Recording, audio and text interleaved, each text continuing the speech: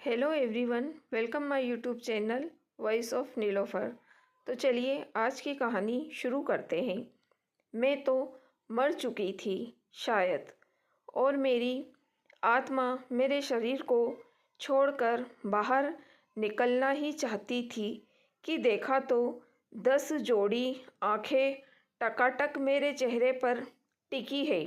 11वीं बेचारी मुझ पर जो असमय काल के गाल में समा रही थी। अभी उम्र ही क्या है मेरी, उफ, कमाल की औरत है ये मेरी किटी की सहेलियाँ। मैं यहाँ बाहर निकलने के लिए तड़प रही हूँ और ये सब है कि मुझे खींचे खड़ी हैं। अरे दुष्ट आत्माओं, मेरे मुंह के ऊपर से उठो, मुझे घुटन हो रही है। कहते हुए मैंने जब सबको धक्का दे के हटाना चाहा, पर मेरे धक्के का उन पर भी कुछ असर नहीं हुआ। तब तो पक्का यकीन हो गया कि मैं मर गई हूँ। उसी समय कोई कमरे में आया तो सब की सब मेरे ऊपर से हटी और फिर मेरी जान में जान आई। अरे मेरा मतलब मेरी आत्मा की जान में जान आई, मतलब मुझे राहत की सांस मिली। उफ, कितना कन्फ्यूज़न है। खैर, मैंने सोचा चलो रसोई में देखूं क्या हो रहा है, पर वहाँ पर भी मेरी समाई न थी। अरे मेरे मरने के कारण चूल्हा जो नहीं जलना था, और वैसे भी आत्मा भला चाय कब बनाने लगी। रात के सारे बर्तन झूठे पड़े थे और रसोई अस्त व्यस्त, और शांताबाई का कहीं अता पता न था। मैं मतलब मेरी आत्मा मन ही मन बड़बड़ा गई। मेरे मरने की खबर पाकर रहा है छुट्टी कर ली बदमाश ने। हमेशा ऐसा ही करती है। मेरे घर से बाहर कहीं जाते ही मैडम अपनी मनमानी करने लगती है। वहाँ से निकलकर बाहर लॉन में पहुँची तो देखा पतिदेव 2-4 लोगों के साथ बहुत उदास से बैठे हैं। उनमें 2 लोग तो मेरी किटी वाली सहेलियों के पति है, बाकी 2 को मैं न पहचान सकी। पतिदेव का उदास चेहरा देखकर मैं मन ही मन बहुत खुश हो गई हूँ। मत दो मुझे 23,000 रुपये। कल कितना कहा कि 70,000 किटी के पैसे मिले हैं। 23,000 दे दो तो पूरे 1 लाख हो जाएंगे। फिर कुछ अच्छा सा सामान खरीद लूँगी।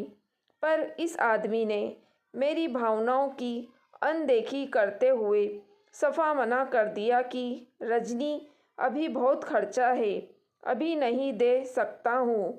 अब भुगतो, अब करो खर्चा मेरे क्रियाक्रम पर। फिर भी शिष्टाचार निभाने में उन सब के पास जा पहुँची।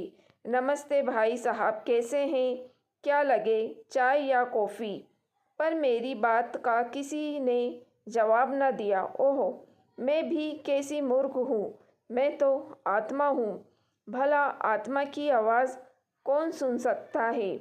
ऐसे पूरे घर में विचारते मुझे लगभग आधे घंटे हो गए थे। मैंने सोचा चलूँ अपने कमरे में जाकर देखूँ मेरी सहेलियाँ चली या हैं। अभी उड़ते हुए उसी तरफ बढ़ रही थी कि मेरी निगाहें बैठक में लेटे हुए मेरे शरीर पर जा पड़ी। मेरा शरीर चुपचाप आंखें बंद किए सफ़ेद चादर पर पड़ा था। सब उदास से मेरे इर्द गिर्द बैठे थे। और हाँ, मुझे मेरी सास कहीं नज़र नहीं आ रही थी। ऐसा कैसे? वो तो सबसे पहले चाय पानी करती बैठक में पहुंच जाती है। आज इतना सब हो गया, वो बाहर नहीं आई। किसी अनहोनी की आकांक्षा से डरते हुए मैंने उनके दरवाजे पर हाथ रखा, पर मैं आत्मा बिना खुले ही दरवाजे में समाती उनके कमरे में जा पहुंची। और वहाँ का दृश्य देखकर तो मेरी रूह फना हो गई। मतलब मेरी आत्मा को झटका लगा। हमेशा मुझसे ही गर्म पानी, चाय आदि की फरमाइश करने वाली मेरी सास एकदम टिप टॉप होकर इलेक्ट्रिक केटल पर चाय चढ़ाकर स्वयं शीशे के सामने खड़ी होकर मुस्कुराते हुए कुछ बुदबुदा रही है। मेरी आत्मा ने पास जाकर कान लगाकर सुना तो पता चला कि वो तो मेरे खुद से पहले चले जाने की खुशी मना रही है। हमारा टिपिकल सास बहू वाला खट्टा मीठा नोक झोंक वाला रिश्ता है, पर वो ऐसे कैसे खुश हो सकती है। खैर, मैं सासू माँ की किसी खुशी पर दुखी होते हुए फिर से बैठक में जा पहुँची और जाके अपनी संगिनियों के पास जा बैठी कि चलो थोड़ा सास की शिकायत कर मन हल्का कर लूँ। पर वहाँ मेरी सुनवाई न थी। थोड़ी देर की शांति के बाद रीमा, प्रिया और चांदनी आपस में खुसुर फुसुर करने लगी। मैं उन तीनों के बीच में ही अदृश्य बैठी थी, इसलिए मुझे सब साफ सुनाई दे रहा था।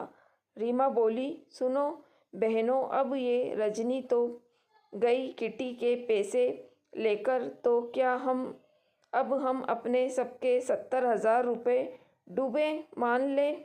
प्रिया ने हंसकर डपटते हुए कहा, चुप कर रीमा, कोई सुन लेगा। और चांदनी बोली, पर बात तो सही है, हमको तो अब बस 70,000 ही मिलेंगे। काश ये 2 दिन पहले मरती तो हमारे 70,000 बच जाते। और उन कमीनियों, माफ़ करे गुस्से में ज़बान फिसल गई कि बातों में सुनकर मुझे तो चक्कर ही आ गया। पर मैं तो आत्मा हूँ, मुझे क्या चक्कर वक्कर से फ़र्क पड़ता है। मैं उन तीनों के बीच से उठ रही थी कि देखा तो शीला, पूनम, नेहा व वत्सला मेरी सजी धजी और बहुत देर से प्रकट हुई सास को देखकर खुसुर फुसुर कर रही हैं। मुझे थोड़ा मज़ा आया। मैं उन चारों की ओर बढ़ गई तो वो चारों कह रही थी, देख ना रजनी की मम्मी जी तो अब उसका राजपाट एंजॉय कर रही है, कहीं से दुखी नहीं लग रही है। इनके जाने की उम्र थी और बहू चली गई, इसका लेश मात्र भी दुख इनके चेहरे पर कहीं दिखा क्या? सच में कितना मीठा मीठा बोलती थी। और अब देखो, मैं भी अपना गुस्सा बांटना चाहती थी, पर क्या फ़ायदा, मेरी कौन सुनेगा। फिर मैं वहाँ से उठकर रूपा, शालिनी और कनिका के पास बीच जा बैठी, जिससे मेरी खास सहेली रूपा फूट फूट कर रो रही थी। उसका रोना देखकर सच में मुझे भी रोना आने लगा था। बाकी सब भी सुबक सुबक कर रो रही थी। तभी रूपा ने फुसफुसाकर कनिका से कहा, सुन कनी, 4 दिन बाद मेरा जन्मदिन है, मनाऊं या नहीं? सब ने एक सुर में कहा, नहीं नहीं, मत मना। सुना है 13 दिन तक आत्मा धरती पर रहती है। अगर ये आत्मा के रूप में तेरा जन्मदिन मनाने आ गई तब? और सब अपने पल्ले से मुंह ढांककर खी हंसने लगी। मुझे बड़ा गुस्सा आया। तभी रूपा फिर बोली, ये रजनी मेरे लिए लखनवी चिकनकारी का कुर्ता लाई थी, इसने मुझे बताया था, अब वो मुझे कैसे मिलेगा? वैसे हर बार ही ये मुझे अच्छे गिफ्ट देती थी। और ये कहकर वो और ज़ोर से रोने लगी। शालिनी ने मुंह बिचकाकर कहा, मुझे तो कभी कुछ नहीं दिया और अब तो मेरे 7,000 भी गए। मेरी आत्मा ने शालिनी को कोहनी मारते हुए तुरंत बोला कि रूपा भी मुझे हमेशा उपहार देती है, गिफ्ट लेने के लिए गिफ्ट देना भी पड़ता है। और उसने शायद मेरी बात सुन ली, क्योंकि वो एकदम से सिहर कर सबसे बोली, चलो चलो अब घर चलते हैं, मुझे घबराहट हो रही है यहाँ पे।